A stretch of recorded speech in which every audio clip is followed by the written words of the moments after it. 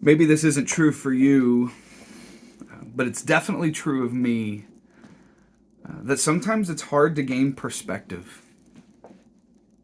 Sometimes it's hard to remember that what you're going through, that what you are experiencing, that what you are struggling with isn't the only thing that is happening in the world. I have fallen into this trap myself more than once, where I come along and I am having just this terrible day. And where I have so many things on my to-do list and I have so little time to do them. And then all of a sudden, in the midst of it all, a brand new crisis gets dropped on my lap, and I not only begin to complain, but I begin to even curse the context that I'm in. That if I didn't just have all of this stuff that deals with my job, and if I didn't have all of this stuff that deals with my family and my community, and then all of a sudden I come across somebody else. Maybe it's in something that I'm reading, or maybe it's a person that I encounter, maybe it's even a student who they come across, and without any sort of attention grabbing tactic, they reveal to me a brokenness and a suffering that they are experiencing that my struggle pales in comparison to.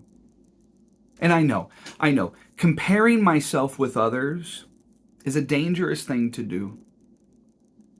And yet you know that it's something that we persistently do. And most of the time, all it provides is more and more frustration. And yet there are other times when what it provides is perspective. It's kind of like whenever I'm engaged in conversations with people that are struggling with about things in the church, or if I'm talking with churches and helping them counsel through potential church splits within their community. And one of the questions that always runs through my mind, and that at times I even offer to the different people I'm talking to, is this: I wonder if the underground church of China is struggling with the same things we're struggling with. The loudness of the music inside of the church, or the color of the carpet that has just been changed, or what the minister wears, or it makes me wonder at times if the underground church of China threatens to split their church over worship music styles. No, whenever I read about the underground church of China through books by people like Brother Yun, what I find is a group of people that are so consumed by the message, that are so overwhelmed with the mission, that are under such intense conditions of suffering and persecution for their faith, that they simply have a different perspective on what matters, that they simply do not argue over what it is that consumes us. It's in those moments when I stop and I say, am I sure that this is something that I want to fight for to the death? Yes, I'm using that metaphorically, but sometimes it feels that way. Sometimes it's hard to have perspective. I was wrestling with this concept as I came in my reading today from 1 Peter chapter 5. 1 Peter chapter 5, he's talking to the elders, and he's encouraging the people of the church to be good shepherds of God's flock under your care, verse 2. He's calling them to shepherd in the way that Christ has shepherded us, verse 4.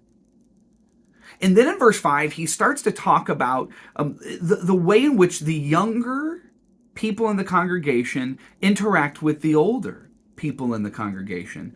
And he gives these commands of submitting, but then he says this, second half of verse 5, he says, all of you, whether I'm talking about elders or the younger, all of you, clothe yourselves with humility toward one another, because God opposes the proud and shows favor to the humble. It's fascinating because there's really two movements that occur when we start talking about pride or humility that oftentimes both ends of the spectrum suffer from a bad perspective. People that are proud, a lot of the times they're suffering from an over exaggeration of who they are. That's actually what pride is. It's an inflation of you or your accomplishments or your gifts or your value. It's an what's the word? I just said it. It's an exaggeration.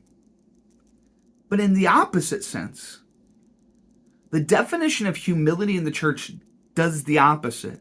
It is a depression, a pushing us down so far that we mute our gifts, or that we mute our value, or that we mute what it is that God is calling us to do in the name of appearing holy or even trying to be holy. Yet both the super proud and the poorly defined humble suffer from the same thing, a bad perspective of themselves. True humility is seeing exactly who you are, not higher, not lower. Verse 6, humble yourselves therefore under God's mighty hand, that he might lift you up in due time.